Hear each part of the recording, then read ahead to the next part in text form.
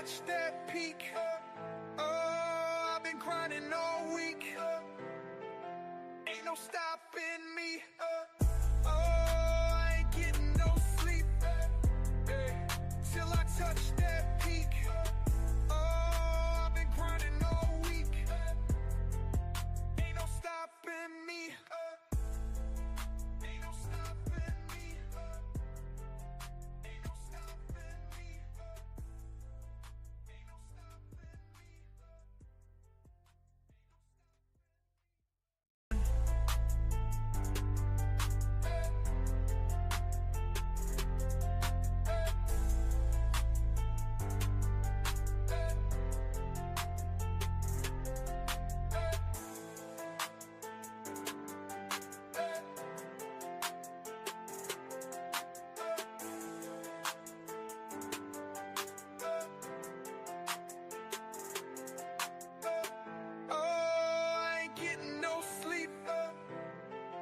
Till I touch that peak. Oh, I've been grinding all week. Ain't no stopping me.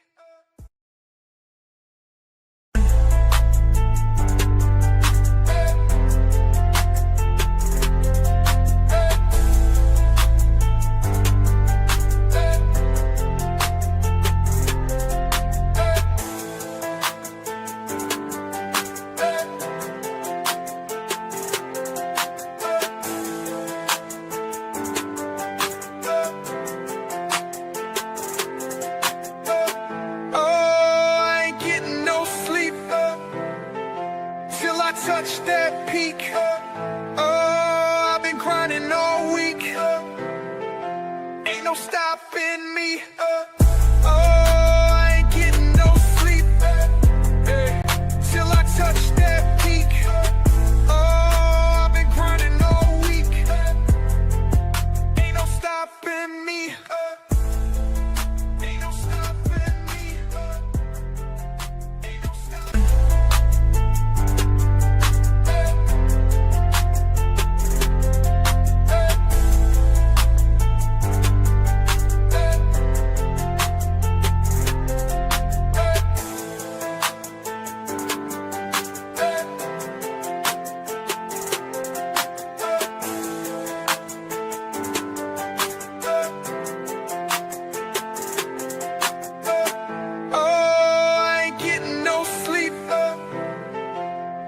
Touch that peak. Oh, I've been grinding all week. Ain't no stopping me. Oh, I ain't getting no sleep. Till I touch that peak. Oh, I've been grinding all week. Ain't no stopping me.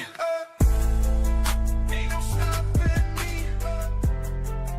Ain't no stopping me.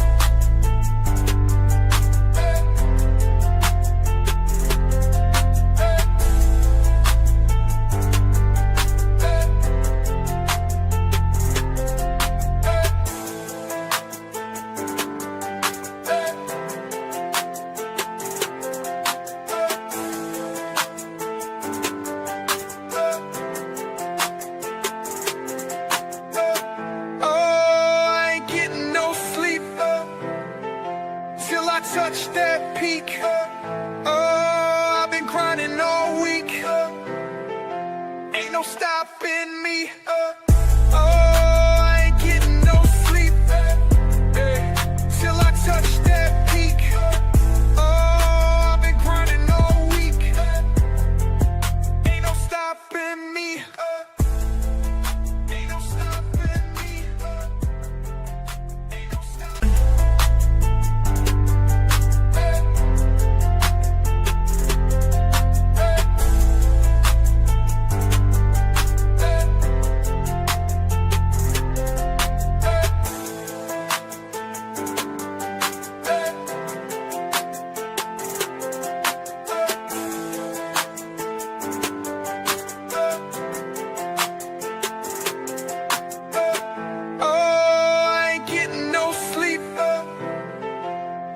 Touch that peak. Oh, I've been grinding all week. Ain't no stopping me.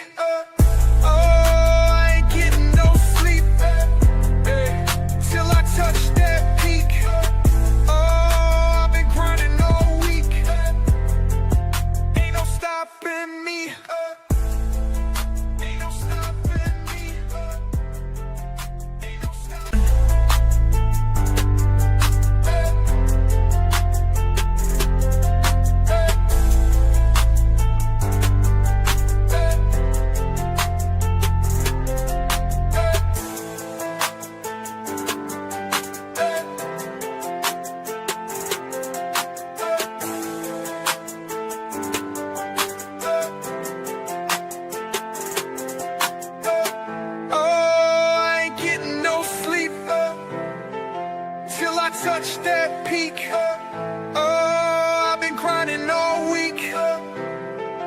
Ain't no stopping me. Oh, I ain't getting no sleep. Till I touch that peak. Oh, I've been grinding all week. Ain't no stopping me. Ain't no stopping me. Ain't no stopping. I wanted to respond to two things. I think this is really, really important. The first thing is, we all stand on the shoulders of our ancestors. And so I think it's really, really important for people to understand that the demand for reparations is actually as old as enslavement in this country. So it's actually as old as the country itself. In the case for reparations, I go through the history, of that.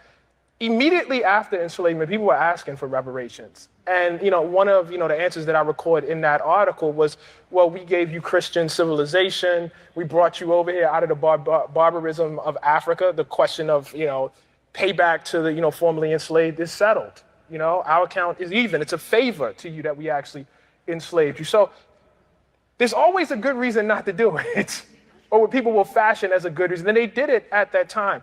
The second thing is, I would say that people have this idea, and please don't take this the wrong way, but they have this notion that Black people went free in 1865 and then, everything was okay.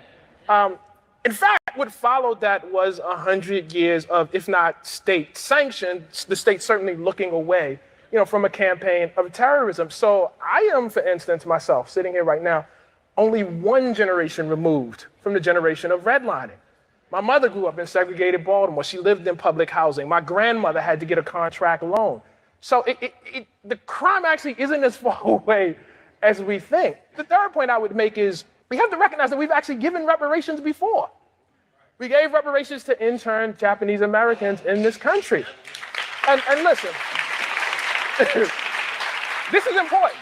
This is important because the internment of Japanese Americans is further away than the period of redlining. That happened in the 1940s. The period of redlining wasn't outlawed until the late 1960s. Preach, brother. So the crime actually extends past that. So, you have living, victims, and you certainly have the descendants of those. So I actually think it's a little easier to figure out than maybe sometimes we have it in. There you go. You have it. All right.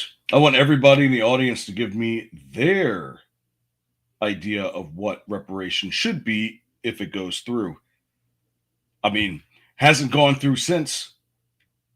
We have no idea how it will be done or whatnot. But we're talking about hot topics the last couple of weeks, so I figured I'd throw this one in there. So you already know it's me. I'm AK, your favorite guy.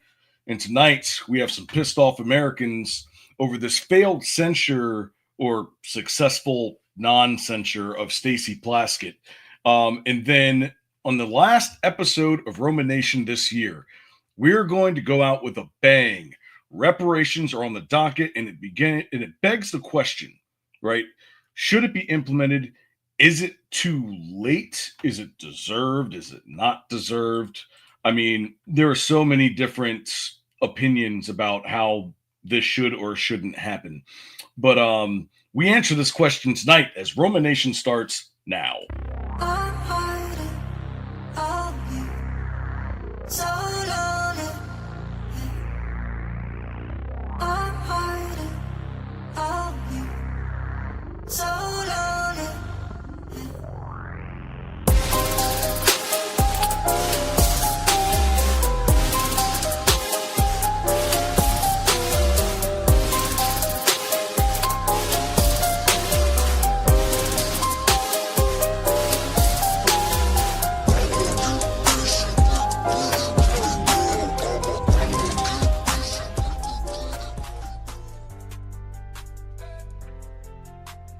Well, aren't we spicy tonight? Cultural inappropriation.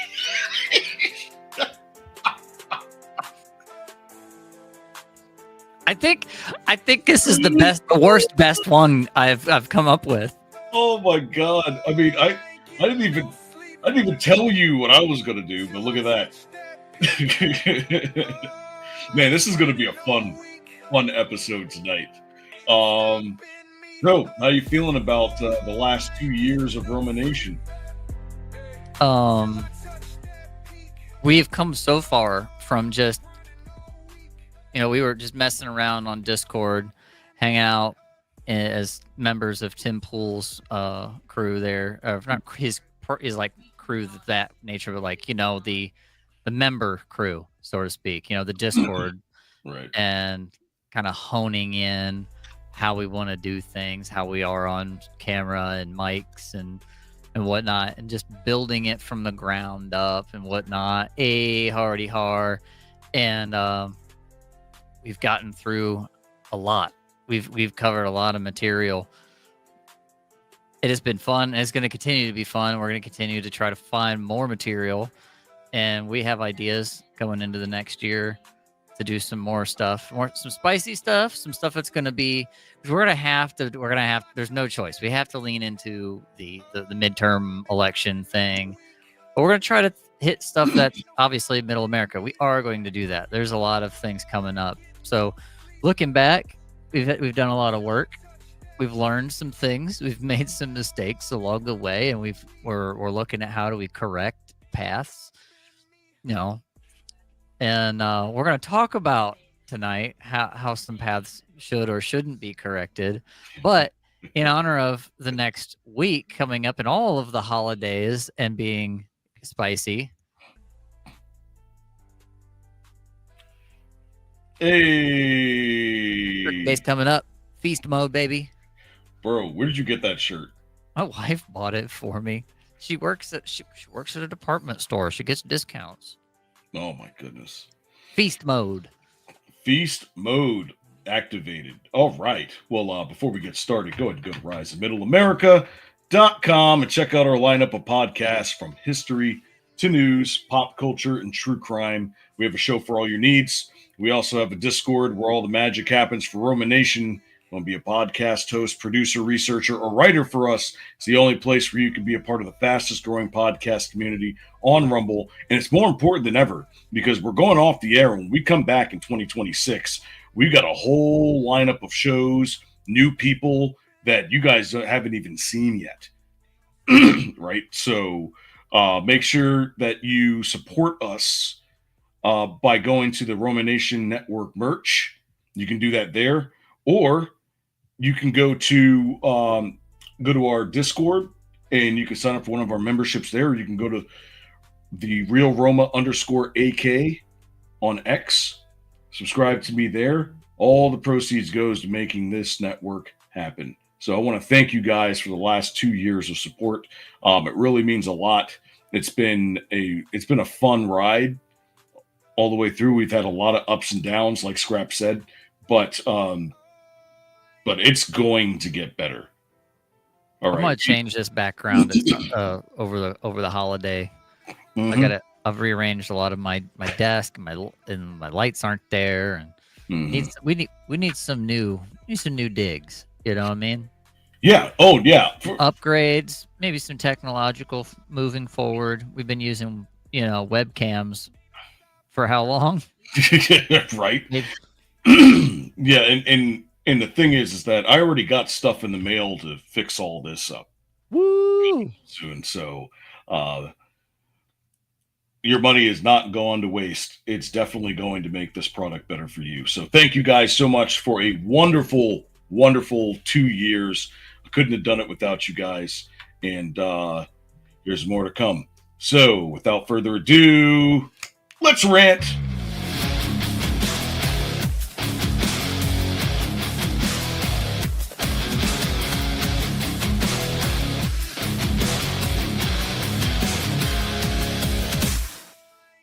Okay, so let's go ahead and get into it. There was a supposed censure that was supposed to happen this week, and it didn't, and there's a lot of pissed off people. So let's just go ahead and get into it because most people already know about what happened. If you're in the political world, what happened was actually a pretty big deal. And we're going to go ahead and explain it tonight because when we're talking censure attempts, Jeffrey Epstein text messages, shadow donor money, backroom deals, congressional votes that look like less like accountability and more like a hostage negotiation situation, to say the least. We're going to dive into the failed censure of Stacey Plaskett.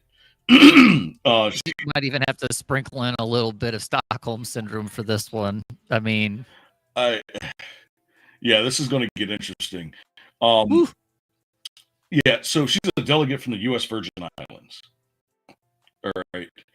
And if you guys know anything about the U.S. Virgin Islands, there was also another island that was over there that was owned by. Is that the island that they say looked like the Nickelodeon splat? Is that the one you're talking about? Man, you just took me way back, like way back. But You anyway, want to give it away right away? I wanted to let people go, what? That was one for the Pizza Gators out there. that's hilarious. Yeah. So we're going to talk about her relationship with Jeffrey Epstein and also with the U.S. Virgin Islands government and the coaching her as a member of Congress in real time, right? I mean, Washington couldn't have scripted this any better than what we're about to get through. So we're going to go ahead and break it down. But before we do that, we have to understand what a censure is, right? So a censure is a group member whose actions run counter to the group's acceptable standards for individual behavior. In the United States, governmental censure is done when a body's member wish to publicly reprimand the President of the United States, member of Congress, a judge, or cabinet member. It's a formal statement of disapproval. All right. The United States Constitution specifically grants impeachment and conviction powers, respectively, to the House of Representatives and Senate. It also grants both congressional bodies the power to expel their own members, though it does not mention censure. Each body adopts rules allowing censure, which is a stronger than simpler rebuke, but not as strong as an expulsion. So, in general, each House of Congress is responsible for invoking censure against its own members. And censure again mentioned as an accepted form of reprimand. May censure actions against members of Congress be listed officially as a rebuke, condemnation, or denouncement. It basically is a strongly worded letter that goes on your permanent record in the file. It's like, let the record show that we. Okay, it's the Fallout meme. Nobody liked that. Everybody disliked it, basically. And it does nothing but a formal, like, you can mark signatures of everyone that was like, yes. So that's really all it is. It's not like this lady is going to get kicked out of Congress for allowing somebody that isn't elected to coach her while she is doing her elected duties, which honestly should be something worth a little bit more than a strongly worded letter signed by the rest of Congress. In my opinion. Absolutely. Yeah, because think of it outside the box, right? If you're being coached, who are you being coached by? Right? Forget Jeffrey Epstein. Add person A or person B. I'd like to see him put in a bill that like how many grade schools and middle schools and high schools out there have rules on the books that ban kids from having cell phones in class. Right. Like, why should Congress people be allowed to sit up there and text and people while they're doing their job? Now, let's look back to last week's title that I held, which is why we can't have nice things. I'm not saying we should, because honestly, it wouldn't do anything anyway. They would have some exception to the rule, just like when they voted to release all of the Epstein files, and yet there were two big asterisks that said, but the DOJ can go through with a big black highlighter, dark lighter, light darker, dark darker, and basically just photocopy black sheets of construction paper and call it good. Yeah, you'd be surprised. They did the same thing to James O'Keefe. Remember when he went in and got his documents that he wanted against him, And when he got them, it was all blacked out, like almost like a practical joke. which I mean, it's not funny, but it is, because that shows how much they respect the American public. It really does. And it's like it's funny until people really start going at it. Then you're going to have some problems, right? So, but anyways, let's go into who is Plaskett, and why is she actually facing censure? All right. So this is from Congress. This is House Resolution 888, censuring, condemning Delegate Stacey Plaskett and removing her from the House Permanent Selection Committee on Intelligence for conduct that reflects discreditably on the House of Representatives for colluding with convicted felon sex offender Jeffrey Epstein during a congressional hearing. Censure and condemning Delegate Stacey Plaskett and removing her from the House Permanent Selection Committee on Intelligence. Oh, that's what she said. Okay. Let's see. Resolution censuring and condemning blah, blah, blah, blah, blah, blah, blah. It's the same. Why do they have that written 3 times? Whereas Stacey Plaskett, the delegate representing the United States Virgin Islands in the House of Representatives, inappropriately coordinated with convicted sex offender Jeffrey Epstein in a congressional hearing February 2019. Whereas Delegate Plaskett was actively coached by Epstein during the hearing, received instructions on specific lines of questioning, and was congratulated afterwards with this message, good work, right? So, whereas Jeffrey Epstein was a known convicted felon sex offender, had pled guilty and been convicted for procuring a child for prostitution and soliciting a prostitute in a plea deal in 2008 and served a 13-month sentence. Whereas, in the course of the investigation, the FBI compiled reports of dozens of confirmed minors who okay, we already know that part. So essentially what they're saying here is you already knew this person was a bad person. Why are you getting advice from that person in particular in a case that has absolutely nothing to do with it? It's a good question, isn't it? It's a really good question. And did you see the clip where she decided she wanted to try to defend herself on television? On CNN? Oh my gosh. Let me see. Yeah. Let me see if I can find it. You keep going. I'm gonna see if I can find it. And actually, this isn't even the lead. This isn't even the actual lead on this. This is the thing they're using to bury the actual realization that came of this. The real story is that over the course of those text messages, they were debating on which direction to go because it was a question of, should we hurt Trump or should we help Trump? Because Epstein says in those text messages that he believed Trump was dangerous. Now, why in the world would Trump be dangerous if he's got dirt on himself, if there's dirt on him in those files? What about Trump makes him dangerous if Epstein is that worried about him that he would be texting and coaching live a delegate to the U.S. Virgin Islands in a hearing? Let's find out. But like many constituents, individuals get your phone number, they text you about issues, they speak with you. I have spoken with him about issues that are relevant, things that are going on in the Virgin Islands and elsewhere around the country. Right, but on that day that we're talking about, you initiated the text exchange at 7:55 in the morning. So why were you even texting with Epstein at the time? He was a known sex offender then. Sure. I explained to people, I've been a prosecutor for many years. And there are a lot of people who have information that are not your friends, that you use to get information to get at the truth. But like many constituents, individuals get your phone number. Okay, so it's, well, but why that person? Right? Like,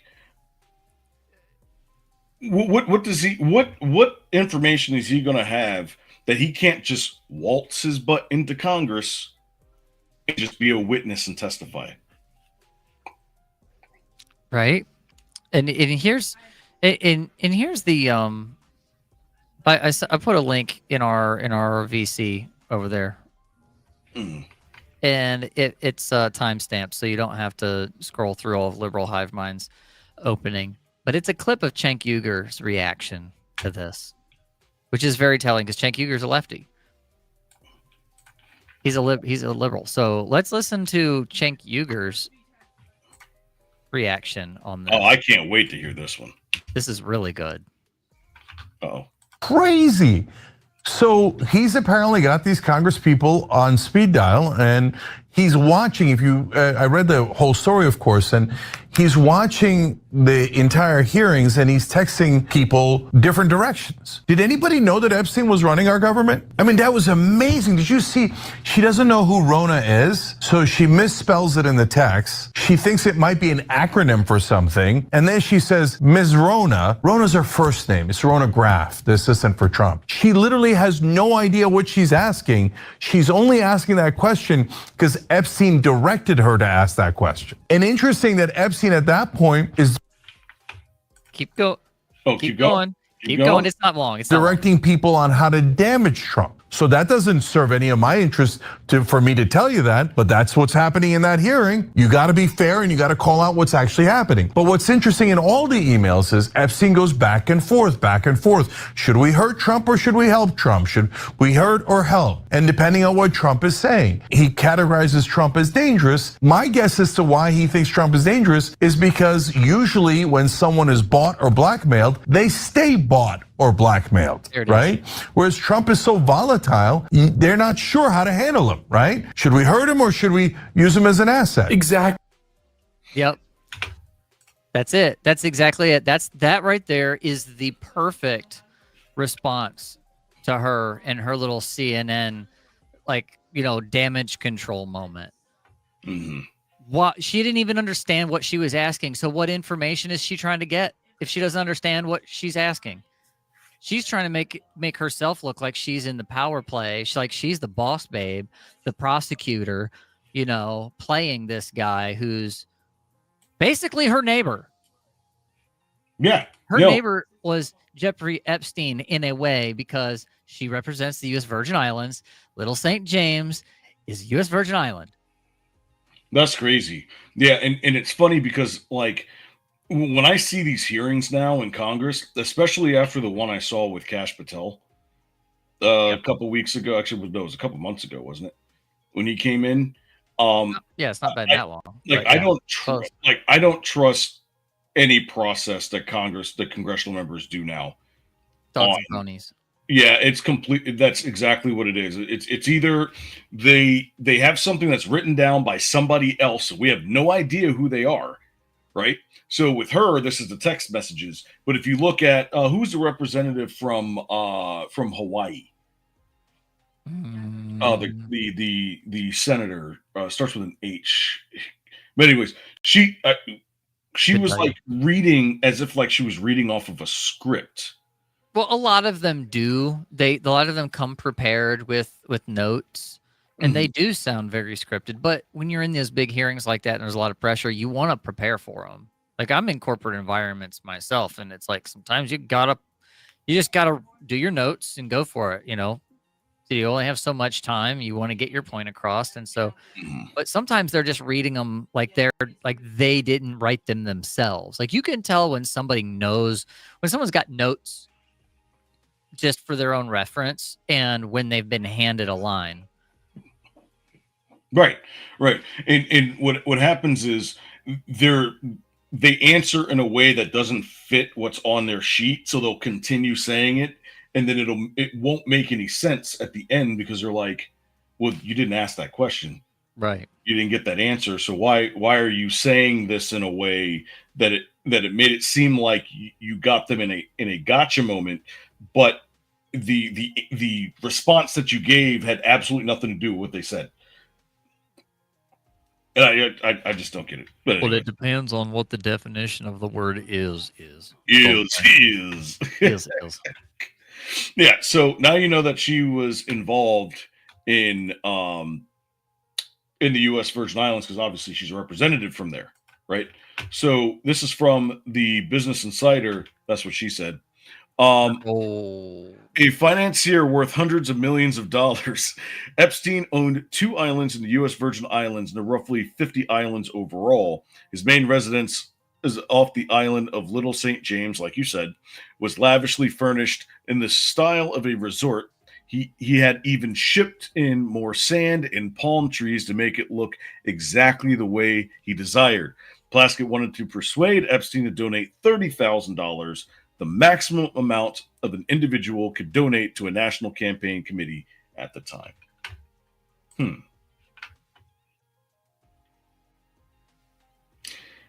So the court documents figured that quid out. pro quo. The quid pro quo. Yeah. And you know, when people are saying, "Oh, that doesn't happen," I'm sorry. Are you living under a rock, or do you just not understand how crony government works? This happens in every country, including ours. We're no different.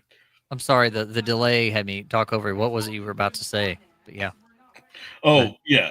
So what's the broader link, right? So the Virgin Island government sued the banks of J.P. Morgan Chase, or example, in part of Epstein's Southern Trust, and claimed that Epstein had exploited weak oversight in the territory, and that the context that Plaskett, as the U.S. Virgin Island delegate, had an awareness of local politics tied to Epstein. So because she was the representative in the United States, that's what caused, have that connection, which kind of coerced them into having to do things for Epstein that they normally otherwise wouldn't do.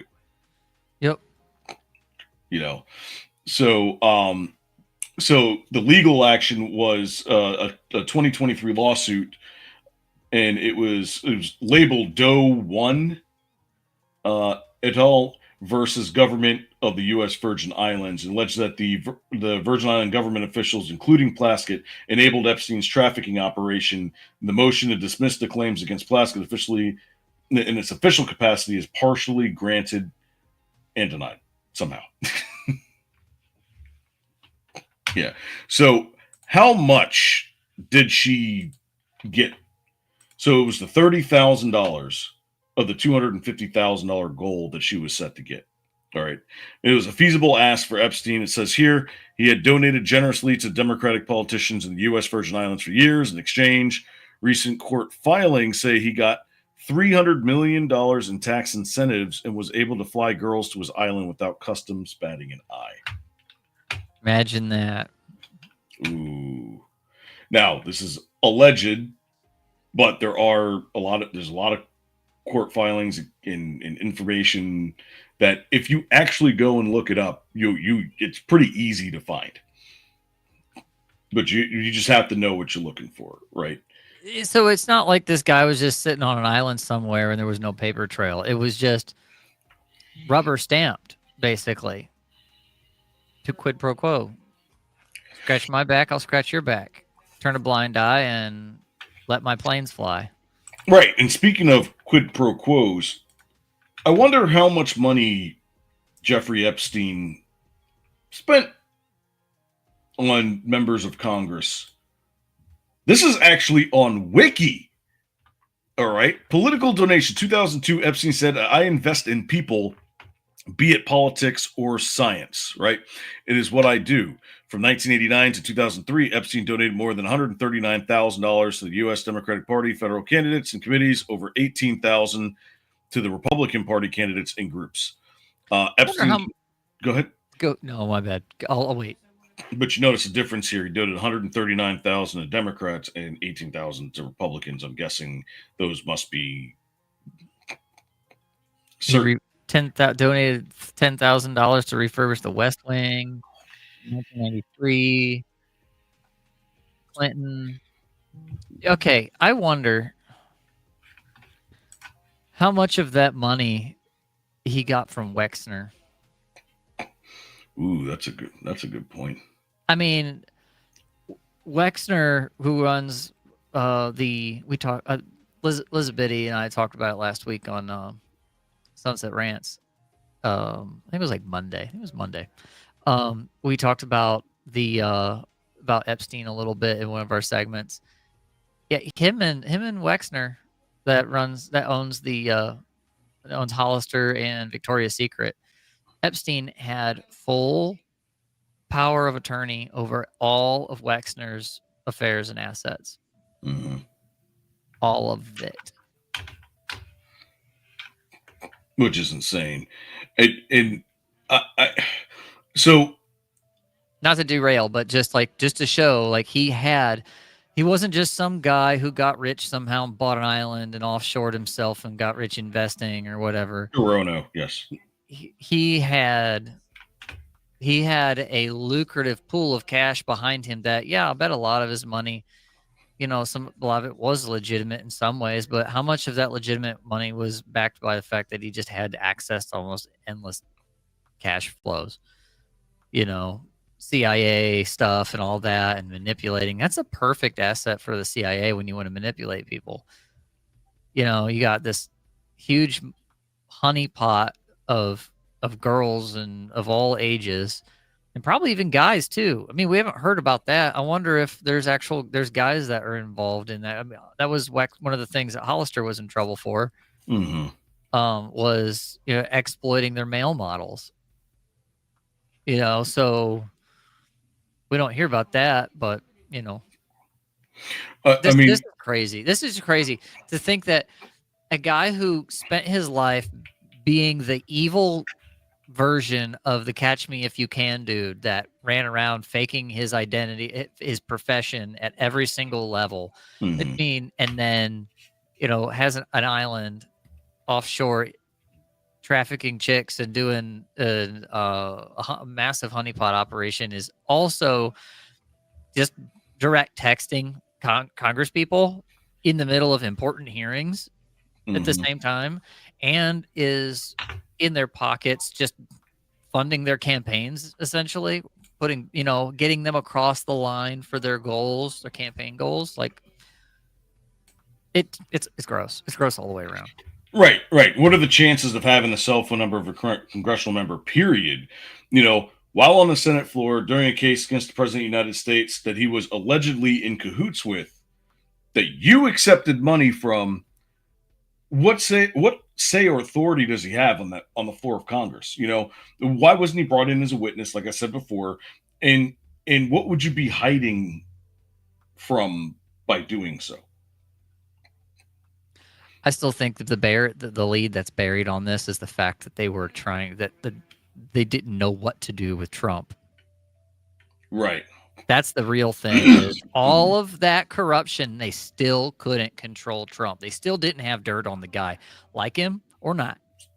That's Cenk Uygur, a guy who is vehemently opposed to anything that is conservative, right? Trump, all of that. He even says, this does me no personal favors for my agenda, but it's the truth. So I'll tell you what, let's find out for ourselves.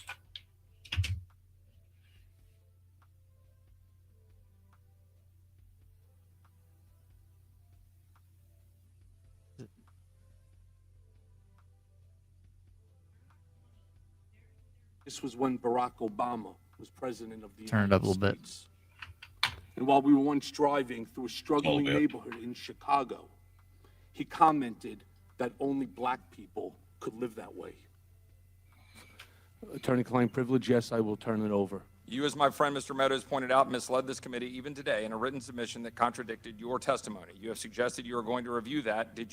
Are you going to review it in our next break to correct the record, yes or no? Yes. Question, you helped out the president's campaign or were involved in the campaign as a representative, as a spokesman, even in your words today. It was your idea for the campaign dating back to 2011. Is that accurate, yes or no? Yes. Mr. Weisenberg and other individuals, Ms. Rona. Who are those individuals? Are they with the Trump organization? They are. Are there other people that we should be meeting with? So Alan Weisselberg is the chief financial officer. You got to quickly give us as many names as you can so we can get to them. Yes, ma'am. Is Miss Rona, what is Miss Rona's position? Rona Graff is Mr. Trump's executive assistant. And would she be able to corroborate many of the statements that you've made here? Yes, her office is directly next to his, and she's involved in a lot that went on.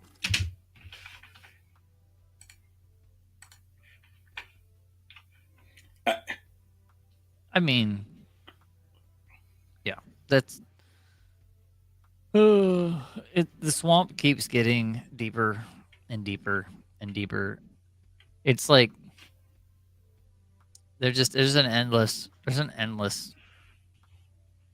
muck to get through. We need to run. Screw it. Let's just run. Let's just run for Congress and see what the hype's all about. I'd run out of breath.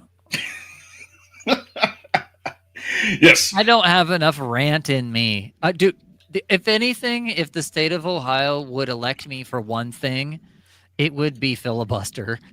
I could do it. Cultural inappropriation. I'm going to run. Filibuster be called. You heard it here. Scrap Jaw is metaphorically running for Senate. Hence the name Scrap Jaw. Scrap Jaw. My entire platform is to keep the filibuster. That's hilarious. Going. Right. All right. So what does this mean for like future censorship in Congress and the ability to hold accountability to our elected officials?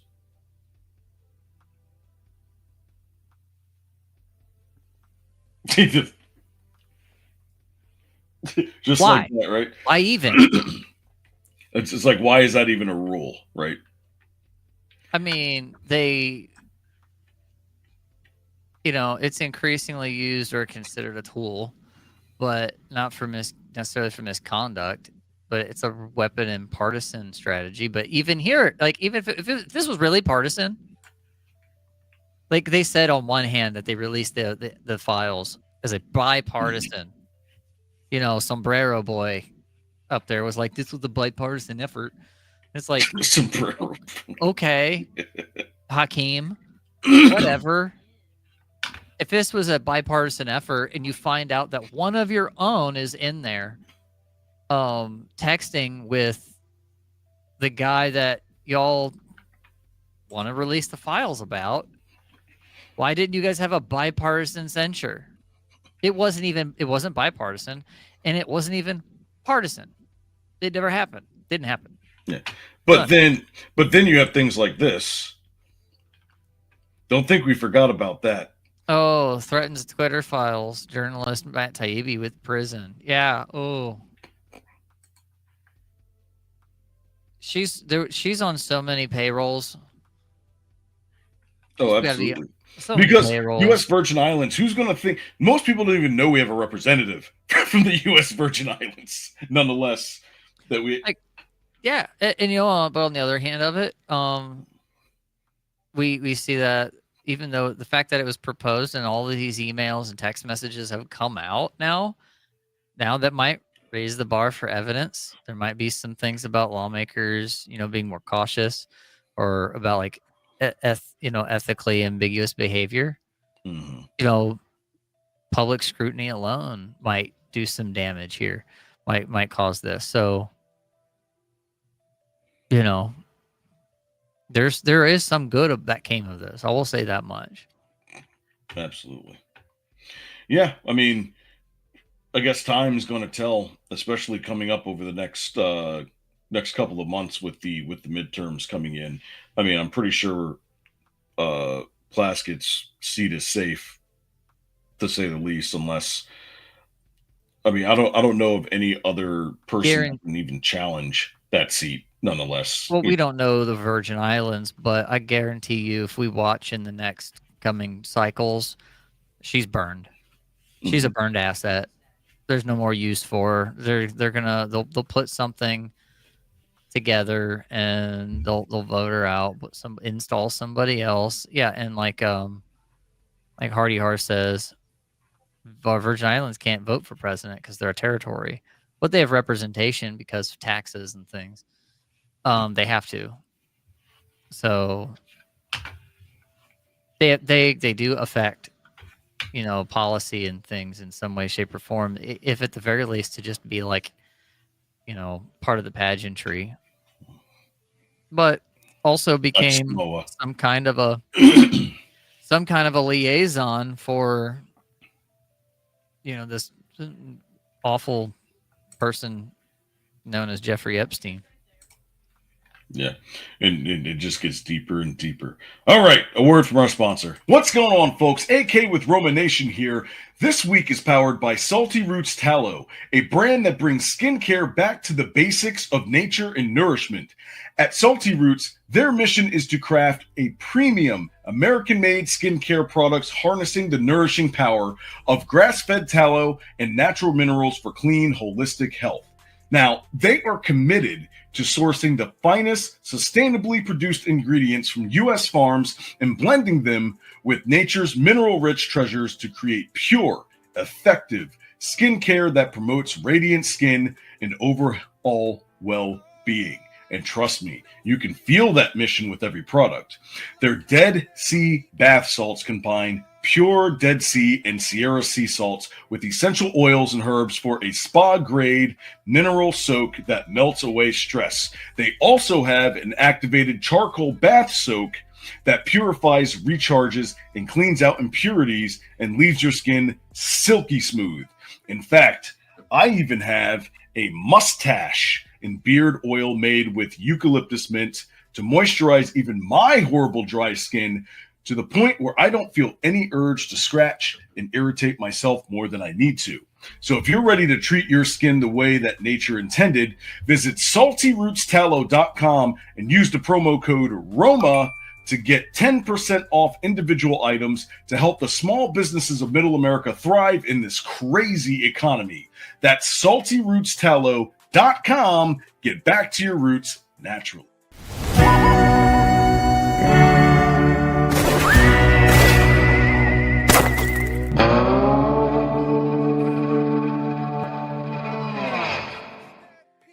All right, folks, it's time to uncancel post-cancel culture. It's time for reparations. We're going to say spicy stuff tonight. Oh, so am I. I cannot wait to hear what you have to say about this. All right, so reparations, obviously, if you guys know, are defined as compensation given to individuals or groups that have suffered harm, right? Or some type of exploitation, injustice, usually inflicted by governments or institutions. Historically, reparations have taken several forms. You remember the Japanese Americans and the internment survivors? Yeah, like in the opening thing, the guy talking about that.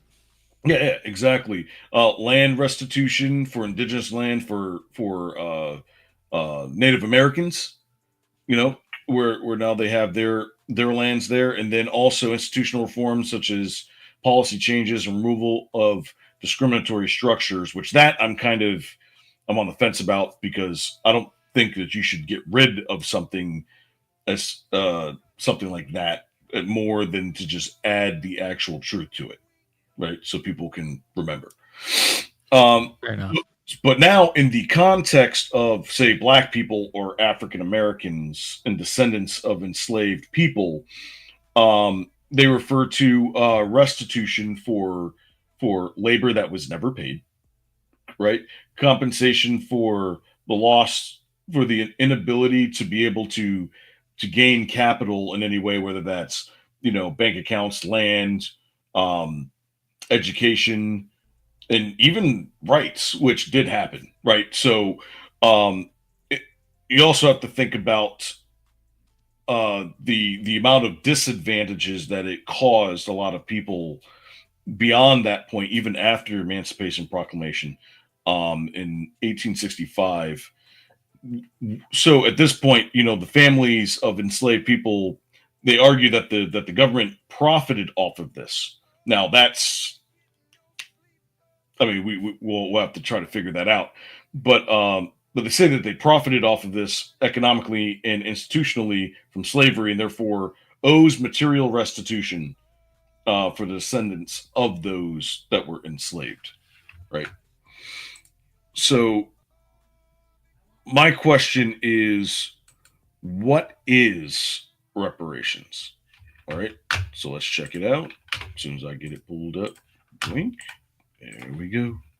Reparations. I find that most people have an opinion on reparations but have no idea what they entail. So I reached out to Camilla Moore to help break it down. She's the chair of California's first of its kind reparations task force. The layman's term for reparations essentially is, making amends for harm or wrong done. According to the UN, there are 5 conditions that must be met in order for reparations to count. Condition 1, non-repetition. Under international law, a state responsible for wrongly injuring a people is under an obligation to cease the act if it is continuing and offer appropriate assurances and guarantees that it won't happen again. So that gets to more structural and institutional policy change. Second, restitution and repatriation. The idea here is that the effects of the wrongful act, in this case slavery, will be reversed through restoration of freedom. This has profound implications for many Black people whose voting rights have been stripped away or diluted. Third is compensation, or in the words of MLK, "We're coming to get our check."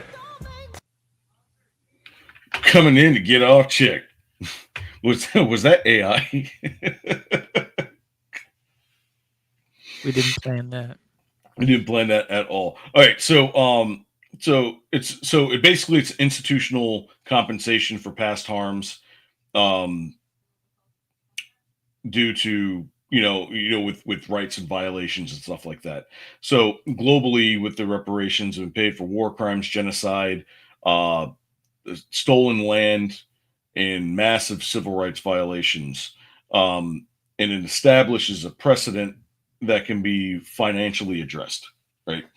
But now for African Americans, reparations have been a payment for stolen labor, generational wealth loss, and being sanctioned basically as people during certain periods of time. If that makes any sense. Yeah. Oh, it makes total sense. If you have these institutional things that are then deemed wrong, unconstitutional, unconscionable, illegal, harmful, you've done a party harm. You're required. The law isn't just about punishing somebody who did something wrong. It should be about restitution. Restitution is making the injured party whole again, or at least the best that can be. You can't free the past. You can free the present, and you can do things in the now and go, okay, well, we did this to you. You were freed, and then this also applies to your children.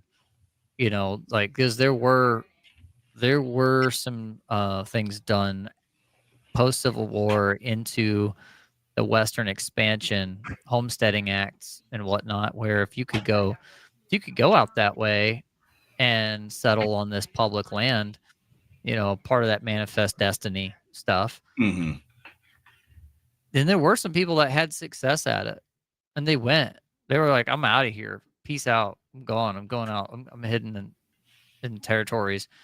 A lot of Blacks married Native Americans doing some of that. My family. See? Yep. I know my history. My high cheekbones. My red bone skin. No. So in order to your land. So in order to figure this, do you know what song that is? Yes. Come and Get Your Love by Redbone. Yes. That's why I laughed. So in order to figure this out, first off, you have to have an injured party, right? And then you have to try to figure out based on time and damage, what's that number supposed to be? So the first thing you have to figure out is how many slaves were there?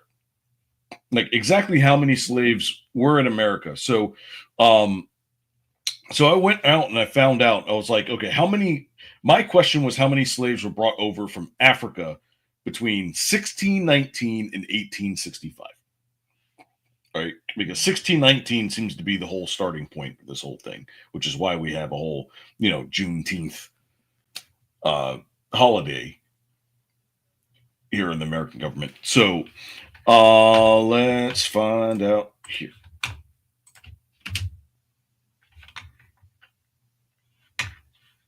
Africans were enslaved in the United States between 1619 and 1865. Approximately 12 million Africans were stolen from their homes and packed on ships, which could hold up to 600, like sardines. Many died or jumped overboard during the Middle Passage to America. The Middle Passage was a route that transported slaves from Africa. The route started in Europe, stopped in Africa, then continued to North and South America before returning to Europe. Most enslaved Africans, over 5 million, were taken to Brazil. Just over 300,000 arrived in America. The 1787 Three-Fifths Compromise counted slaves as 3/5 of a person for congressional purposes. Slaves could not vote, however. They were also banned from learning how to read and forbidden to marry outside of their race. Congress outlawed the African slave trade in 1808, but the domestic slave trade continued in the U.S.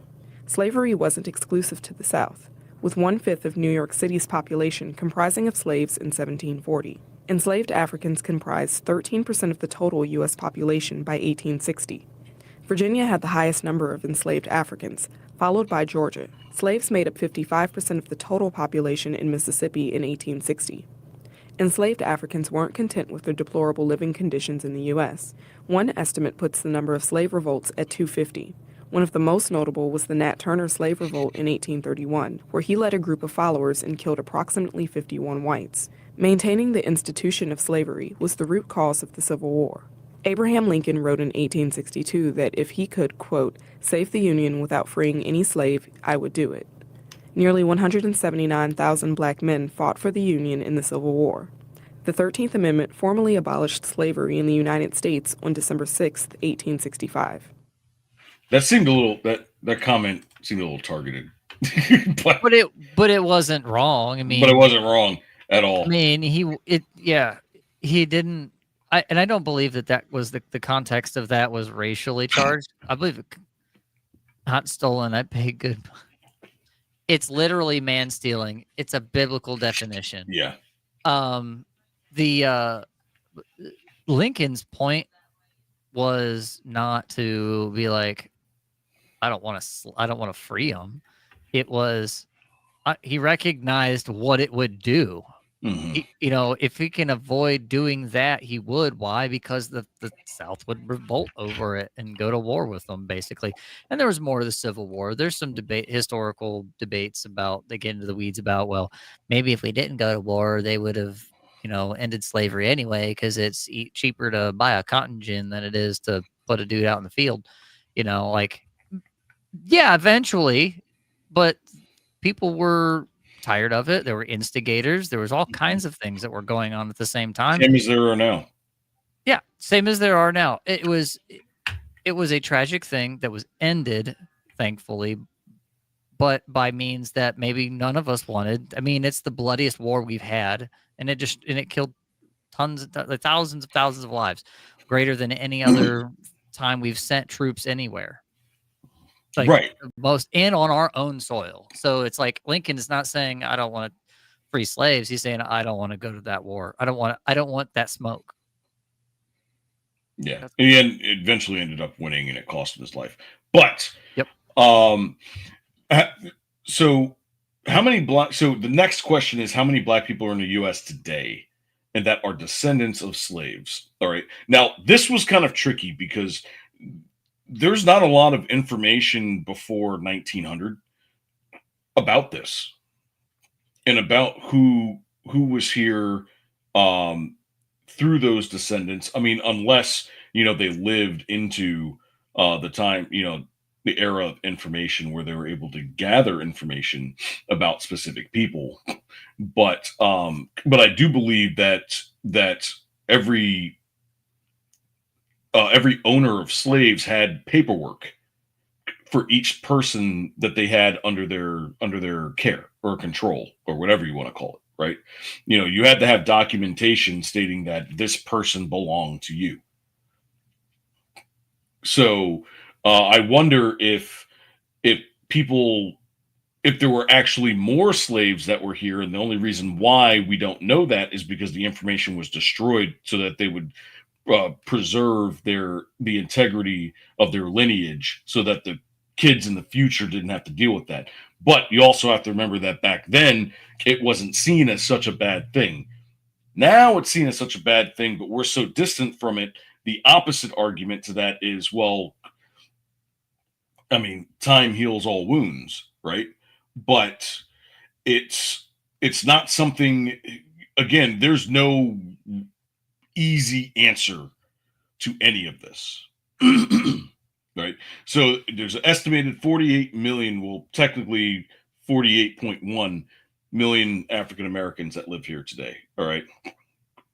And the legal analysis estimate that 70 to 85% of Black Americans descended from enslaved African people, roughly 33 to 40 million descendants. All right. Now, genetic and census-based studies showed a smaller number of Black Americans migrated voluntarily after 1965, meaning most are lineage-based descendants of U.S. chattel slavery. But this is just the best information that we have at this point. Mm-hmm. Okay, so what is the pro-reparations argument? Now, there's a lot of funny ones out here, so I'm probably going to end up showing these to you anyway. But before I show these, reparations, right? What's the answer? At least the answer is to make the injured party whole again, like the immediate injured party. I think by the government standards, they included only the first generation of children that were born in that to some degree. At least that's what I could find about it. I knew a guy whose grandma was a house slave, and the slave master used her for more than just, helping out around the house, unfortunately. So it's not that long ago, I mean, but it is that long ago at the same time. We're still at the place where we're watching people where people have passed away, or a generation of people are passing away that both had family members that were slaves, like that they had met when they were children. And we're watching where people passing away from like World War II now. Like they're dwindling at this point. Like, we don't have anybody alive left that was a part of slavery. Now they're gone.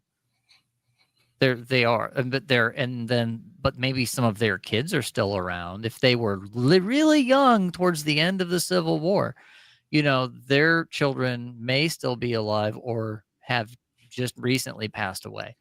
So we're talking, but on average, we're talking about 4 or 5 generations deep now since slavery. So how far down do you go? I mean, biblically speaking, sins of the fathers are visited to the 4th and 5th generation, 3rd or 4th or 5th. It's about that.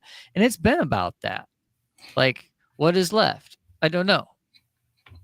Yeah.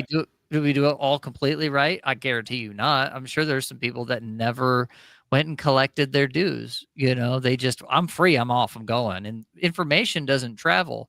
And to answer Hardy Hard down here, cloud computing in the 1800s, have you never heard of smoke signals, sir?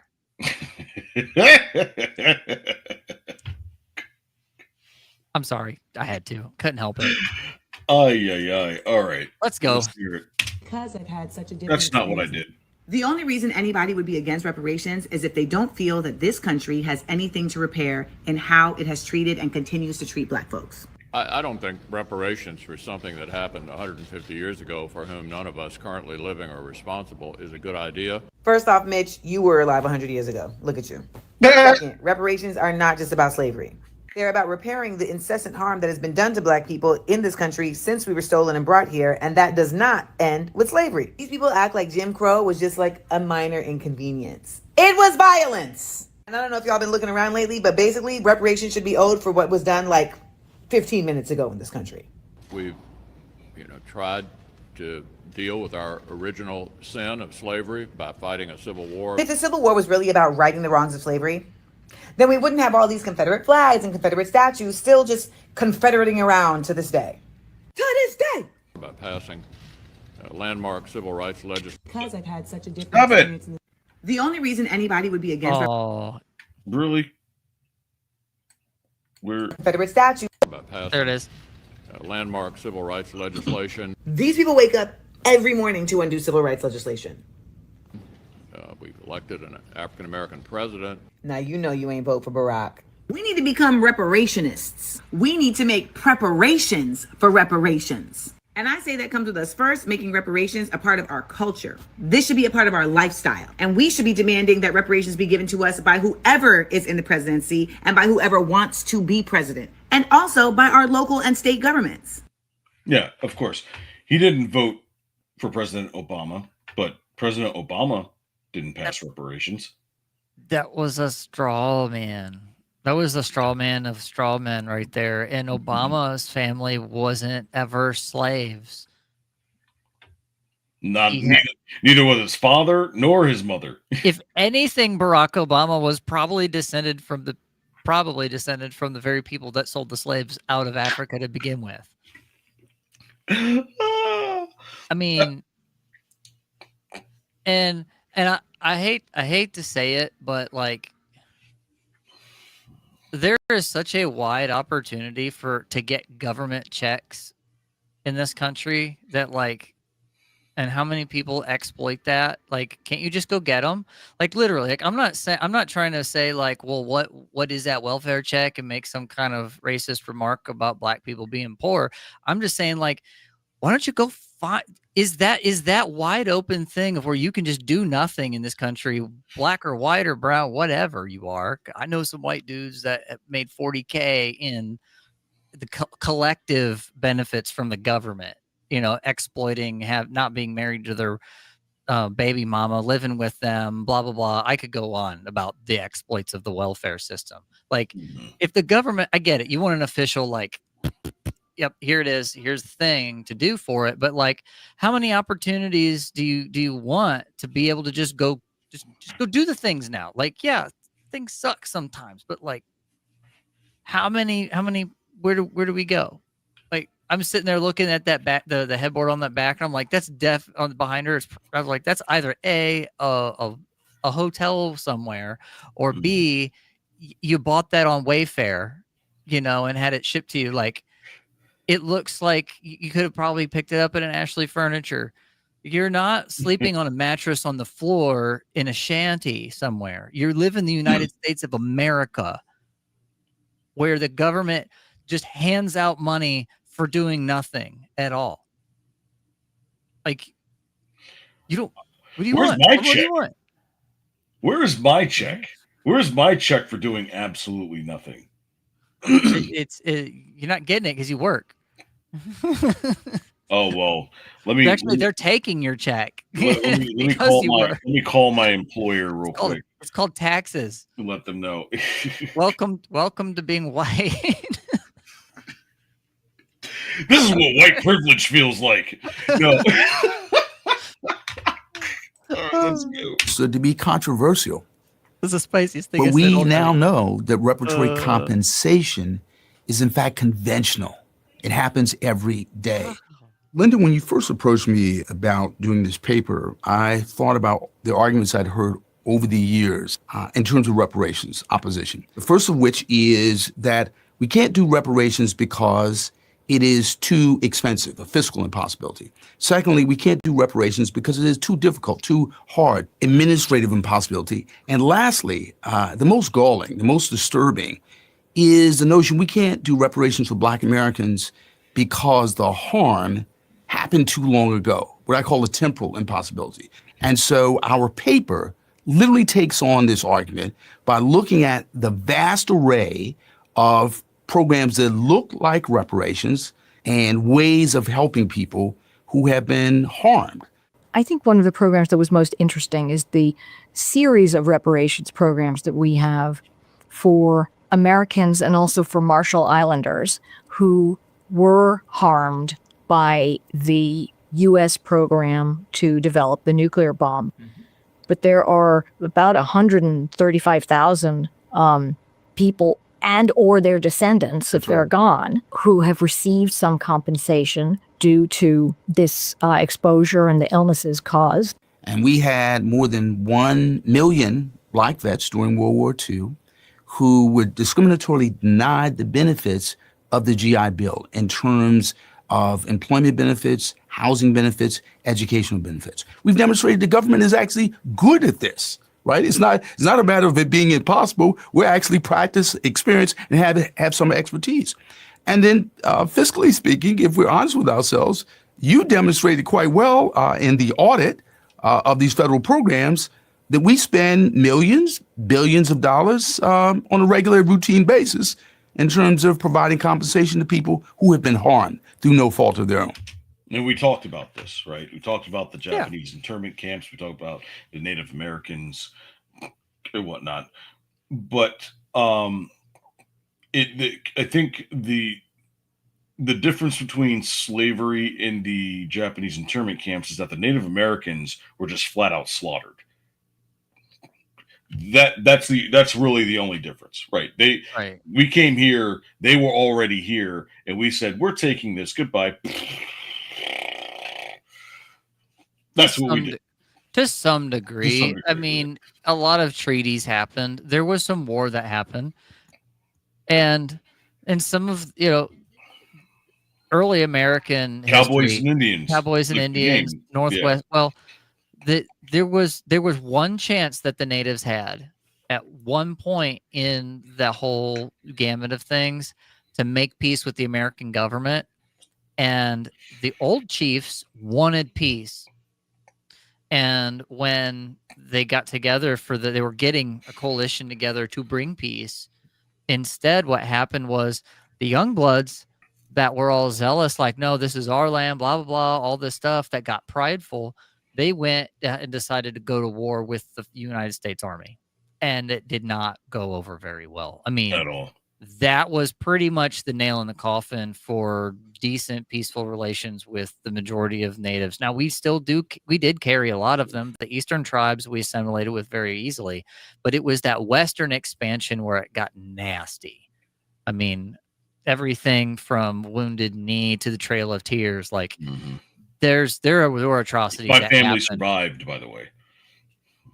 Good. You've survived two.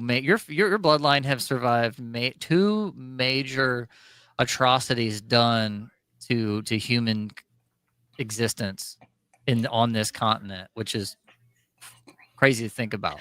Yeah, because it's one bloodline out of all of them that I just happen to be on that bloodline. Like, that's insane.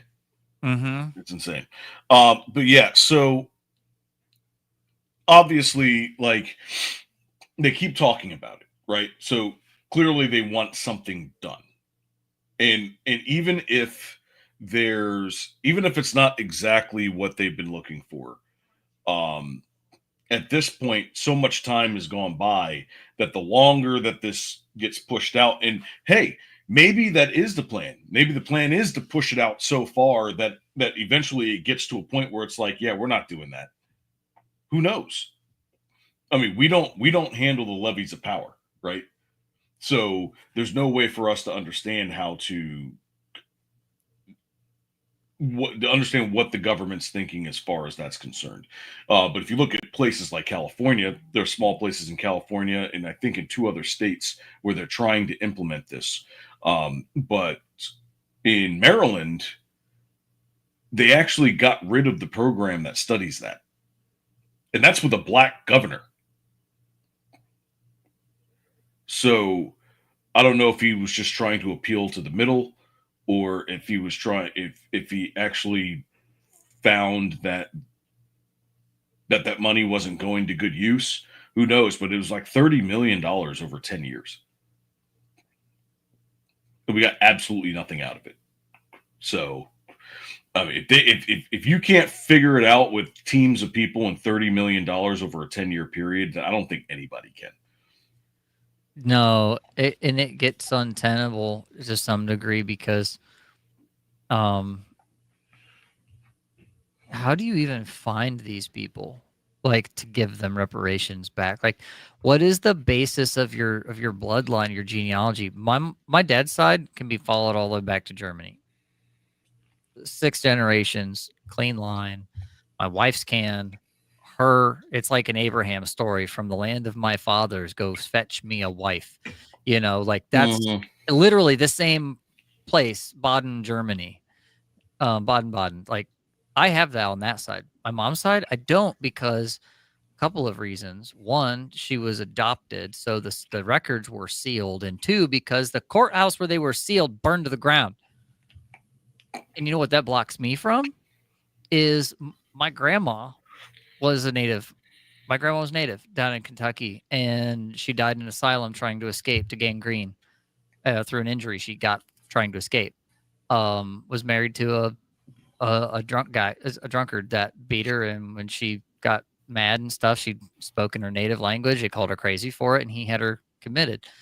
That's the tragedy on that side. Like, and then the tribe that was the tribal, her sisters and all that, they moved back down south. Like, they were part of the Cherokee type. They were related somehow to that. I'm not saying I'm Cherokee, but their tribe was associated with. They went south and they wrote the family off. Like, stuff like that happens, especially in these old courthouses down in the hills and old South and things that are older and whatever. If those records weren't kept well, or if they just weren't documented. I mean, how many people probably just ran off and decided, I'm just going to go live in the middle of nowhere, go out west or do something else or whatever, and then just made new lives for themselves.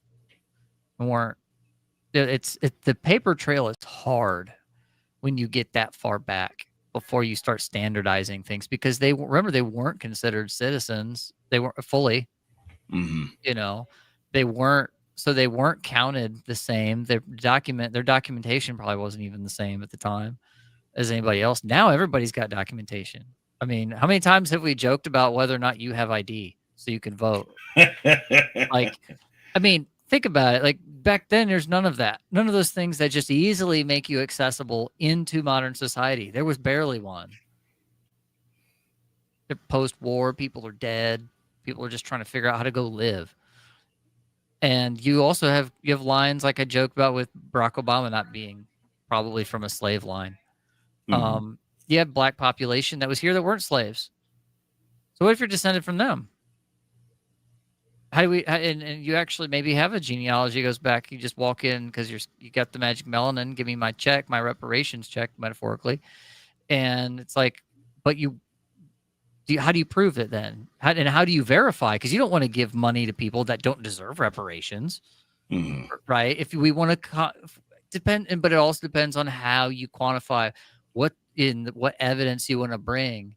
When this lady in that clip was bringing up the World War II veterans and whatnot, we have a direct record of all those people that were on those ships that were in the military and the Navy and all of that.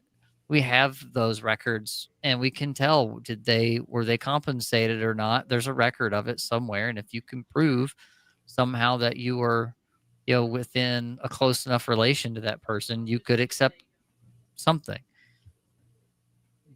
Those records they hardly exist for the Civil War era. Exactly. That's the administrative thing he was talking about. That the daunting administrative tax isn't just like how many people you have to process. We have AI now and spreadsheets. Okay, we could do it now. I mean, in ways with all the numbers of people, so it has nothing to do with the numbers of people. It has everything to do with the paper trail. There you go. All right, now let's look at the other side of the argument, and some of these were actually pretty funny as well. So let's take a look. Next, me.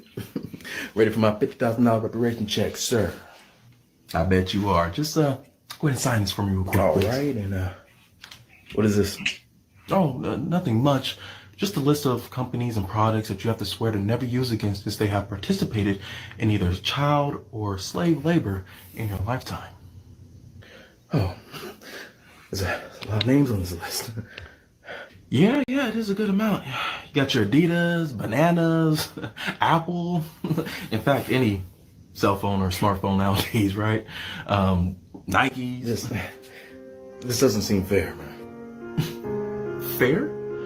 I'm sorry, but you didn't actually believe that you would receive reparations for an evil that you never experienced, paid for by people who were never slave owners, while you were actively benefiting from slave labor, right?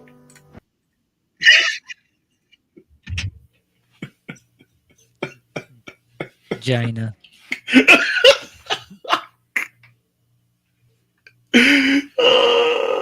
Okay, now let's actually get to a real.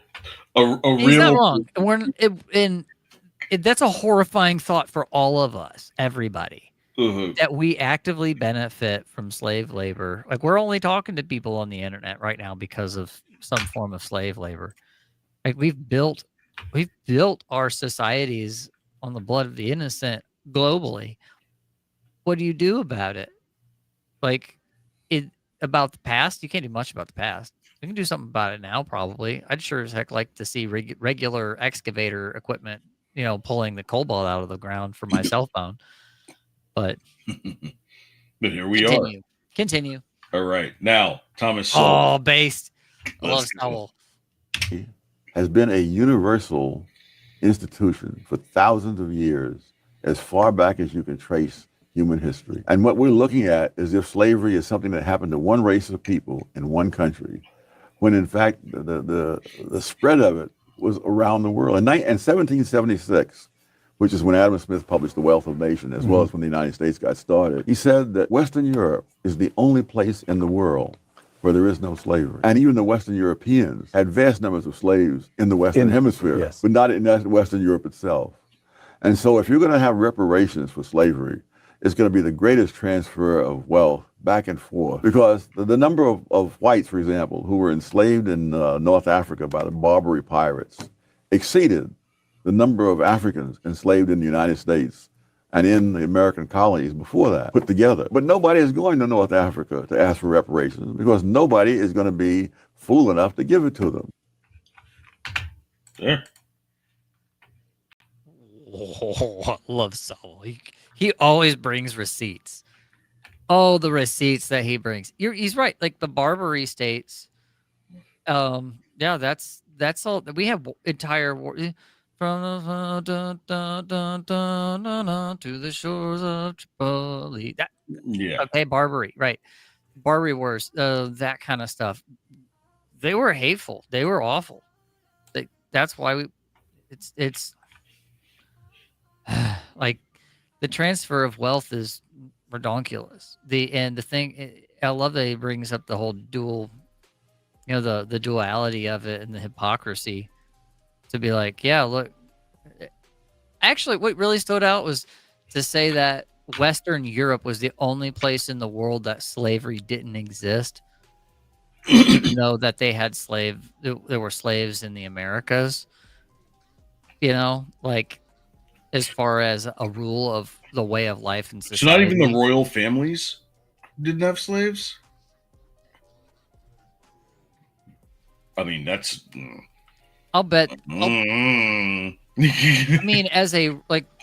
I'm not even talking about African slaves, just slaves in general. I mean, but when you're working in the royal household, like, slaves got it pretty good. I'm just gonna say, like, you see those dudes in all those period pieces that are all dressed up and got everything. Even the servants look fly. Like, I would rather be a slave in the king's house than be master of a slave house. Okay, you're right. Just saying. Shit, I'll do that now. Get me out of this this rat race. No, I'm just kidding. But yeah, so as far as, we talked about, harm. We talked about things that were taken away that need to be returned. We talked about, what are the punitive damages, right? Well, how do you figure that out? So, thank you, ChatGPT. Using cost of living and inflation from 1619 to 1865. What should reparations cost today? All right. So the first thing you have to do. Spicy. Now, the calculation's always debated because but you can establish realistic historical grounded estimates using the stolen labor value, right? So there's three different approaches. All right. The first one is the wage theft estimate. All right. So that's the average enslaved labor value of each person that ever lived through slavery. Now, most of these people, we have no idea how old they were unless they were born here and lived their entire tenure on a plantation, right? Outside of that, there's no way to know that, right? So what you do is you take the enslaved labor value, which this is what ChatGPT said, and then I'm going to give my own analysis on this after this. All right. So, was $20,000 a year in modern wages. All right. And they're saying that this is the low estimate. $10,000. $20,000. $20,000. Yes. Per person. Per year. Okay. All right. And descendants generally, like each generation exponentially grows. That's right. I mean, and it didn't just go like this. It went like. Yep, logarithmic. When you have to like plot things on a log scale. So for those that don't do math, log scales are like when you start to see exponents. It's like 10 to the nth power, all the way up. It like the numbers absolutely every magnitude's greater every time that the exponent increases. Exactly. And it's like EF5 tornado. Each F portion of a tornado, of like category of a tornado or magnitudes of earthquakes. Earthquakes, I would say, is a better example. They're the same. There's the same kind of concept. Is they have each one is like a magnitude greater than than the previous one. It's not like it's not incremental. It's multiplied. It's not added to. It's more and more. It's like take this now, make it this big. Now take this and make it double that. Now take that and now double that.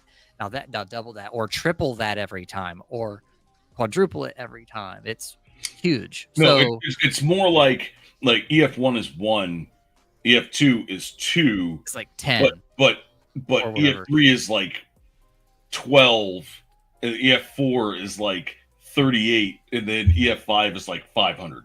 Yeah. If you ever see like fractals, the like pictures of cool designs that are fractals, those are log scale. Those shapes are only made by a logarithm. Like in that case, like so the way it bends the line back to make those swirls and stuff, like pretty seahorses. Nature's so got so many cool little mathematic things. Anyway, we're way off track of this. How many generations and how much money we got to pay each generation because fractals. Fractals. Well, you got the wage theft estimate, then you've got the unpaid agricultural and domestic labor value, which is a moderate estimate. So so basically slavery, they're saying that slavery produced half of all of U.S. exports pre-Civil War and 60% of global cotton, which actually that got debunked this year, by the way. It was actually something more like 3%. Now, this was 3% in Europe. I'm not sure what it was in the United States, but I know by using the same model, it was definitely way less. So I'm thinking somewhere between the 10 to 12% range, which is still significant, right? Right. So, and then you've got the economic historians estimated losses in today's money with all of that combined is somewhere between 24 and 30 trillion dollars. Per person? No, not per person, but in total. In total. Oh. As far as unpaid agricultural and domestic labor. All right. Then you've got the third one, which is the full compounded wealth deprivation. All right, which I believe that this is like after slavery in how, I mean, what are you going to do? You're going to say, hey, here's your land, but you've got no food, you've got no water, you've got, like, how many people perished because they just couldn't take care of themselves? Right. Yeah, poverty, just in general. Exactly. But here's the thing though. If there was one thing that that group of people learned was how to put food in the ground and pull it out in a few months and water it and do farming. So a lot of people knew how to do things. And if they were owed a wage, what are they going to do? A lot of them probably just ended up working on farms anyway. So some of them leave. They didn't leave because that's all they knew. Not just because that's not all they knew. It's because they knew that, oh, now this guy owes me. I get to make a wage on my labor now. It wasn't perfect by any means, but yeah. So survival. So how much more like servitude and, maybe and wage theft, because obviously nobody's going to lose a civil war and the right to retain their slaves at will and all the things. If they're the worst kind of slave owner, right? They're gonna be shysters to some degree. Mm-hmm. So there is quite a bit of loss here. It's not a joke. Even with the knowledge of how to put seed in the ground and pull it out at the right time, like, what are you going to do if you have no resources and you're just up on your own? You're gone. Exactly. Right.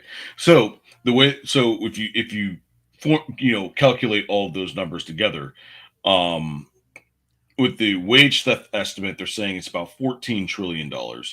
With the unpaid agricultural and domestic labor value, they're saying it's about $30 trillion. And then, of course, the full compounded wealth deprivation is somewhere near $100 trillion. That's what, 400,000 per descendant, 857,000 per descendant, and 2.8 million per descendant. That means you're getting 5 mil, maybe. Close to it, somewhere close. About 4 mil. About 4, yeah. All right. So that's about how many? That's a ridiculous amount of money. Our GDP, so the Federal Reserve's balance sheet doesn't even have that much money on it, I think. Well, I mean, yeah, in the trillions. Because we're only at like 40 trillion, somewhere close to 40 trillion, depending on how you calculate it. There's $460 trillion in existence. Like, but so you're talking about taking a quarter of all existing money. Is that right? Didn't we do one of our first shows we ever did? Didn't we do an equation where we talked about the amount of money that Russia fined Google? Oh yeah, and they how much that was in pennies? In pennies. It was a big number. And we had to call in an actual autist to do the math for us.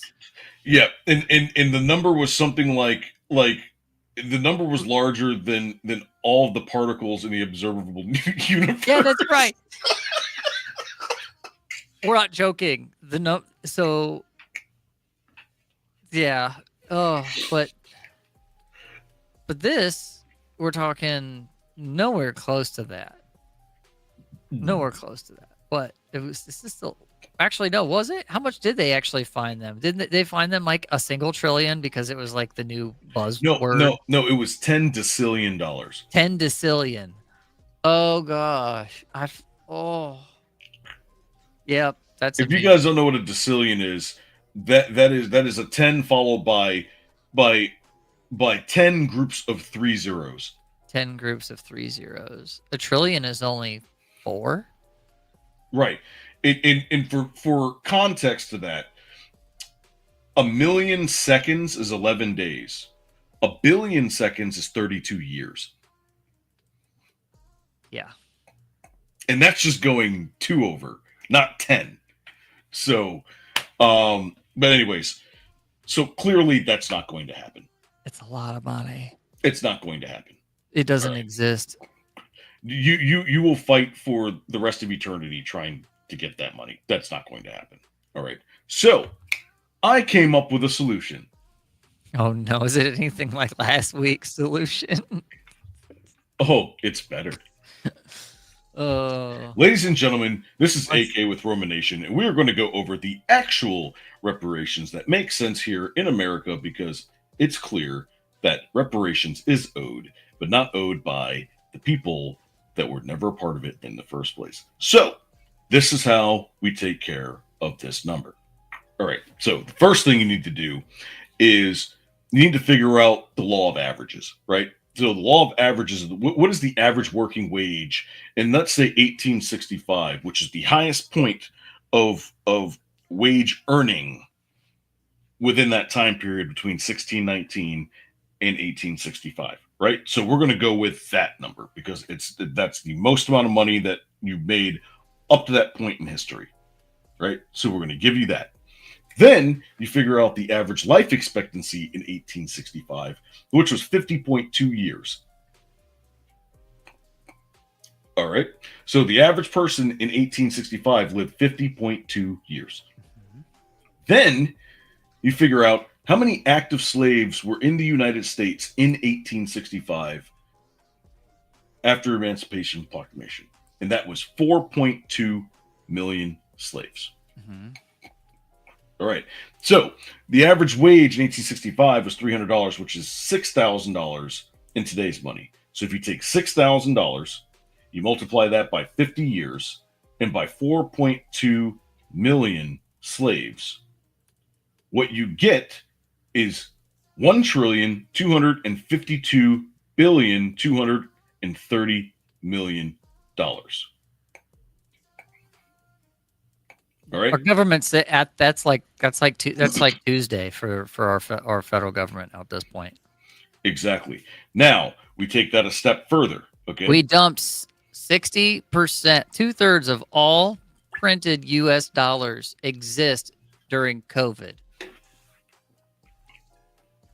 That was $6 to $7 trillion of currency. You did not just do that. Jesus Christ. You're fired. All right, so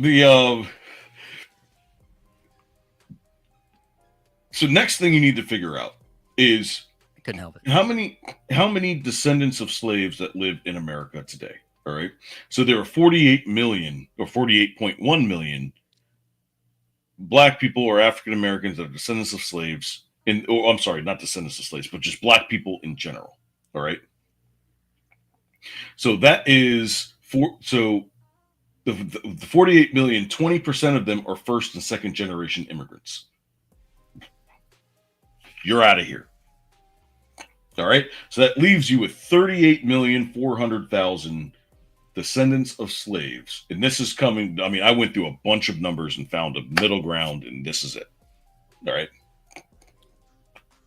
Then you take that $1.2 trillion and you divide that by 38,400,000, and what you get is $32,610.16. And that is money that that descendants of slaves that were never slaves to begin with are going to be getting from the people that work today that were never descendants of slaves, and also weren't descendants of people who actually owned slaves. Because people don't talk about that part either. Is how many people that actually live in America that were descendants of owners of slaves. And it's not that big either. In fact, it's actually way smaller. That number is actually smaller than the amount of slaves in totality. It would be. It would be. I mean, the slave population in Georgia was 50% of the population. Exactly. I mean, compared to everybody else. How do you... So that means... And that doesn't mean that, like, all of the... That's like one slave per household. But you know how that's not how that works. Just like when we do stats for guns, right? There's enough guns in private existence in the United States that you could give each man, woman, and child more than one or two a piece. Oh, one and a bump stock. One and a bump stock, you know. You know? So yeah. And if Georgia has that many, but you know that most of them are concentrated in a handful of wealthy estates and whatnot. Because a quote from Thomas Sowell about the poor whites in the South, which were Scotch Irish, he said something to the effect of they were too lazy to work for themselves and too proud to own slaves. That's savage. Wow. I mean, so the people in the South that had money, and they were the ones running most of the plantations. There was a middle because not every business is a plantation, right? But that was the majority of the South's economic strength, and that's why they lost the Civil War on a tactical thing, because Sherman had the might of the Northern and German engineering.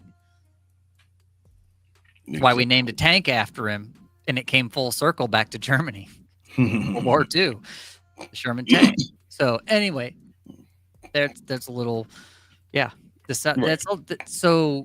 would have more of them today. That's actually encouraging. No, it really is. Yeah. So back to the realistic expectation of what I think it should be. So average working wage, $1865, $300, which is $6,000 today. Average life expectancy is 50 years back then. The amount of slaves, 4.2 million. The number comes out to $1.2 trillion. All right. That is like not even that's only $200 billion more than what we spend on like our defense budget. Right. So 48 million Black or African American people in the United States. 20% of them are first and second generation immigrants. Take them out, leaves you with 38,400,000. You divide that by $1.2 trillion and you get $32,610.16. But I'm not done. It is a one-time stimulus sign-up the same year that it is passed. All children that are of non-working age but either born or alive during the signing of that bill would be given a starter stimulus or savings account that would be accessible at the age of 18 years old. President Trump, throughout his entire presidency, is already doing this. All right. Only the total amount based off of the working average wage and the life expectancy will be multiplied by the total amount of actual slaves that were in the U.S. in 1865 and will be paid out based off of the information given. Non-slave descendants and any Black immigrants that were not present in the United States before June 19th, 1964, which is where the Civil Rights Act was introduced and signed into law, are not eligible. This will be active for 10 years. All right? For eligible working descendants and non-eligible children of those descendants that will get access to that at 18 years of age. That is $125 billion a year for 10 years, which is 20% of our annual military budget. But the question is, what about the states that were made part of the Union after 1865 that were never a part of it? Right. Do they have to follow the same standard? Look, I couldn't get a card. I couldn't become a card carrying tribal member because of these kinds of things, these kinds of standards, right? They have strict standards on you have to have you have to be within so many generations or something. And it's not just you have a bloodline. It's like, are you even connected to, our tribe at all? You can just go get a card and be like, hey, look at me, I'm on the team. Put a feather in your hat and be like, oh, right. You can't just do that and then consider yourself part. They won't let you in those realms. So, that's it. That I'm saying that in an exclusionary way of like some people just probably aren't eligible. That might look like it. Just saying. No, absolutely. Yeah, and you would think that because if you look at my great grandmother who passed in 2020, who was nearly 100 years old, who was born in Tulsa, Oklahoma. What happened 100 years ago in Tulsa, Oklahoma? Oh, was it Black Wall Street? Yes, the Tulsa Massacre. Tulsa Massacre. Yeah, we talked about that in detail. It was a little he said, she said moment that burned a whole town down. Yep. It was literally all it was a he said, she said, just like Limp Bizkit talked about, wrote in his great hit. It's all about the he said, she said. That's crazy. Makes you want to break stuff, don't it? It does. That Woodstock documentary was insane. Bro. It was absolutely insane. But anyways, that was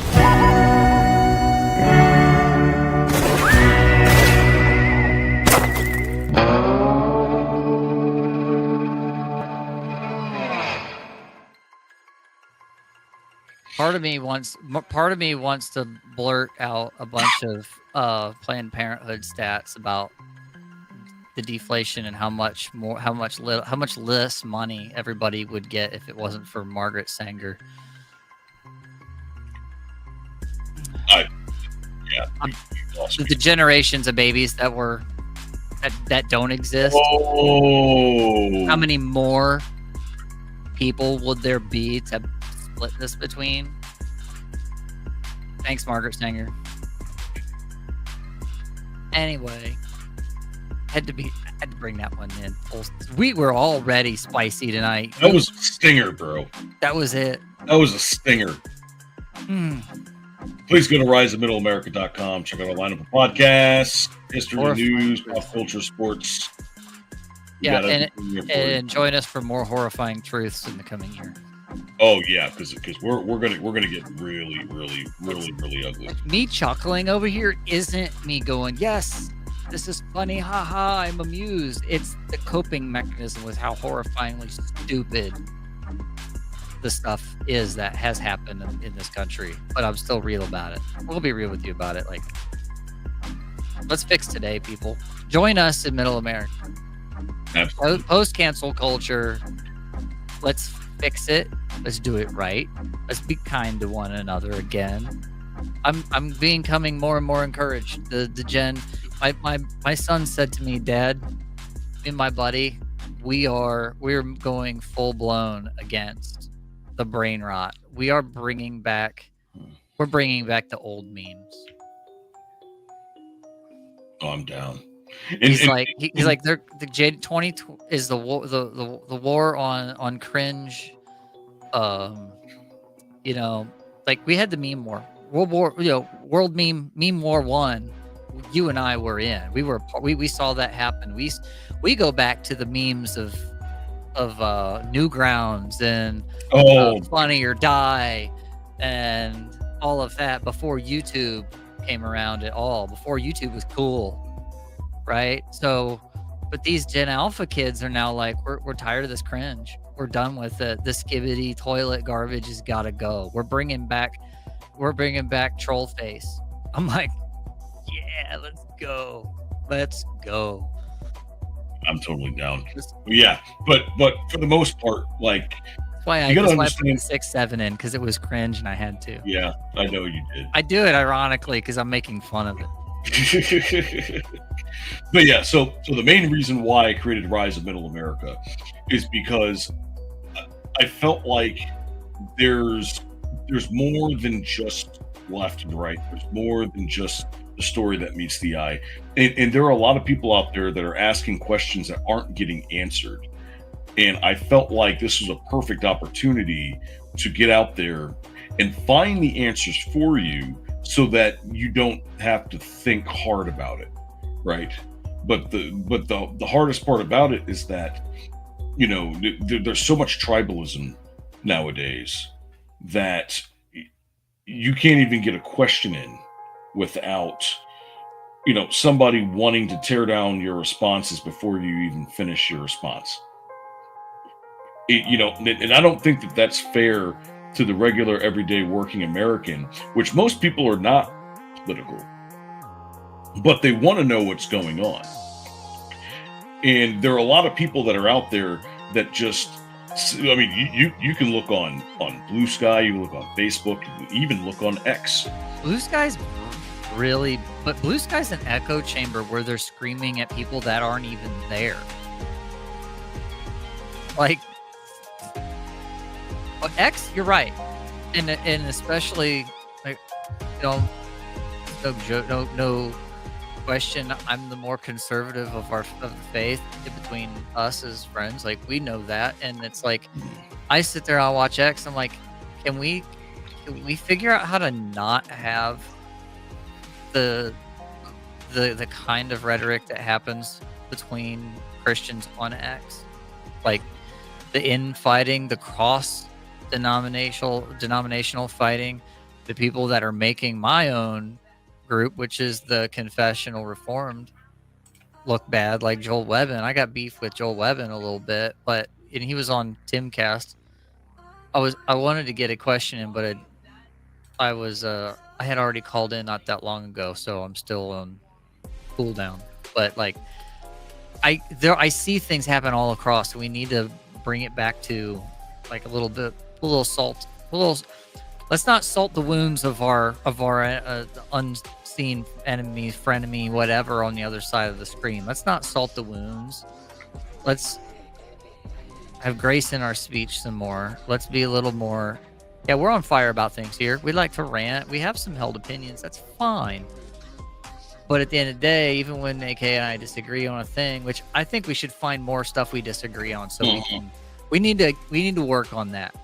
But like the abortion thing, we have a little bit of difference. There's some overlap, but that's the thing, is we have to figure out how to start doing the two things we've been told not to do for too long, which is we've been told don't talk religion or politics. And it's like, we need to learn how to talk religion and politics again.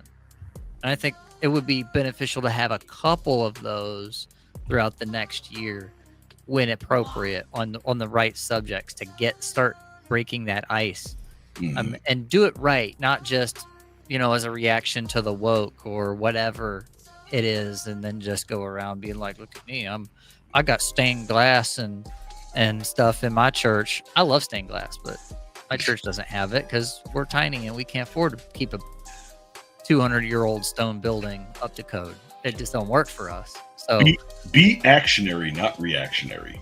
Be actionary. I like that. Oh, that's a shirt, dude. I will make that tonight, and I will throw that. We're gonna workshop that one. I've got an idea as well. That's also going to be some content soon. But you all have to stick around and find out about what that'll be in the coming year. And I think we're down to the end of this. We made it to before midnight. Yeah, that's pretty amazing considering. We got a lot in tonight. So let's get riseofmiddleamerica.com. T-shirts. Right there. Show your support. ROMA Nation Network. We'll refresh this soon. Get that right in. All right. Then you can also go to our Discord and you can join one of our memberships there. If you have an idea for a show topic, or if you have somebody that you would like to get on the show, please join the Discord and let us know there. We're not afraid. We're not afraid to go there. Like, if it's something that we can make into some, tie it into something current. That's why we do one segment with the Epstein stuff, because everyone's talking about that, and then we get into other things, right? So we want to do both of it. So you're getting two shows in one here. You're twofer. You get a twofer, a BOGO. Come on, tell your friends. Yeah, and most importantly, like, if there's any indication of how we started this season and the types of guests and things that we had on, next season it's going to get wild, because we're going to have some very controversial guests on. Okay. Very controversial guests. One of them is an interview that we did a bit back of a person that was left out of the news that will definitely resurface over the next couple of months. An unsung casualty of cancel culture in its worst form. In its absolute worst form. And it's unfortunate, but we're here to get those stories out. So anyways, with that being said, you can find me on X at @therealRoma_AK. You can find Scrap everywhere. That's Scrapjaw everywhere. And apparently he's going to change his name to Cultural Inappropriation. So no, that's just the rolling. I have rolling title every week. I have to have something that, because it's like the rant is going to be whatever that says down there is probably going to be, that's your hint. Like, that's your trigger warning. It's all you get. That's it. With the Scrap rant. But anyways, it's been a fun year. And yeah, I'm definitely, I've got a slate of shows that I'm going to be on over the next couple of weeks. So I'll make sure I post that on my X and let you guys know when I'm there. And yeah. I want to play Arc Raiders. I want to play Overwatch. So okay. Peace out, guys. We will see you in 2026. Thank you very much. Thank you for all the support you guys have done for us. And here's to 2026. We'll see you topside. Absolutely. Peace out.